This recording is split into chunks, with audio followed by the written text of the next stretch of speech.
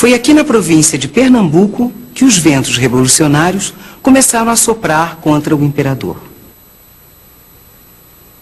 Liderados por Frei Caneca, os membros da Câmara da cidade de Recife se recusaram a aceitar a Constituição de 1824. Os recifenses tomaram o poder na província e logo receberam o apoio da Paraíba, do Ceará e do Rio Grande do Norte. Juntos, eles criaram uma república, que foi batizada de Confederação do Equador. Me diga uma coisa, que fim levou essa história da Confederação do Equador? Ih, acabou mal. Os líderes do movimento tinham ideias muito liberais. Perderam o apoio dos comerciantes e dos senhores de terra. O governo central mandou as tropas para lá e acabou com tudo. Os líderes foram condenados à morte.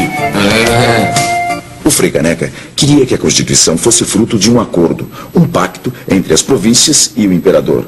Uma Constituição a favor da liberdade dos cidadãos. Frei Caneca era um liberal. Daí a sua briga com Dom Pedro, que era um autoritário. Quer dizer, queria ser a única autoridade do país.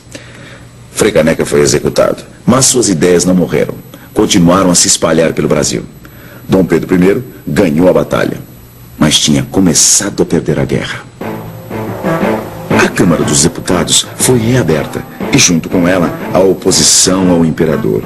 O medo de uma possível reunificação com Portugal voltou a ser o assunto do dia na imprensa, que não economizava críticas a Dom Pedro.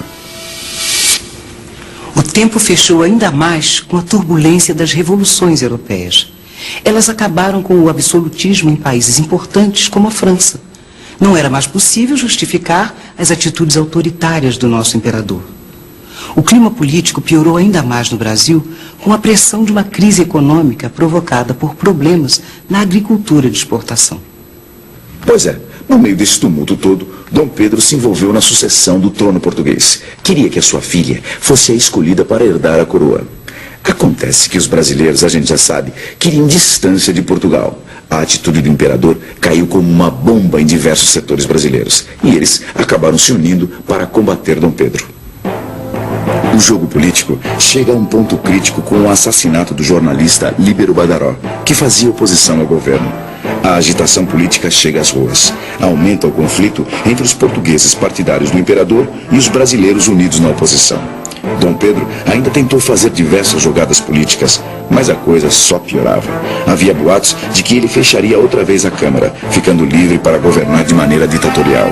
A reação foi quase imediata. Setores populares foram às ruas para protestar contra a nova medida do imperador.